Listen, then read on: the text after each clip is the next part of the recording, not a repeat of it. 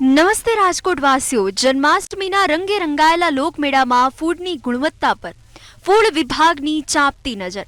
આજે સવારે ફૂડ વિભાગની ટીમે મેળાના ફૂડ સ્ટોર્સ પર સઘન ચેકિંગ હાથ ધર્યું. પરિણામ 160 કિલોથી વધુ અખાદ્ય સામગ્રી, જેના સડેલા બટાટા, વાસી ચટણી અને અન્ય ખરાબ ખોરાકનો સમાવેશ. સ્થળ પર જ નાશ કરાયો. એટલું જ નહીં, 70 કિલો દાઝ્યું તેલ, જેનો વારંવાર ઉપયોગ થઈ રહ્યો હતો, તેનો પણ નાશ કરવામાં આવ્યો.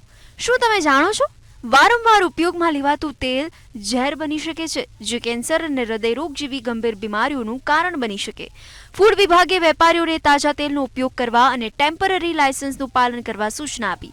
50 સ્ટોરનું નિરીક્ષણ થયું, જેમાં એક્સપાયરી ડેટ વગરની ચટણીઓ પણ મળી આવી. આ ઝુંબેશનો હેતુ તમારા અને તમારા પરિવારના સ્વાસ્થ્યનું રક્ષણ.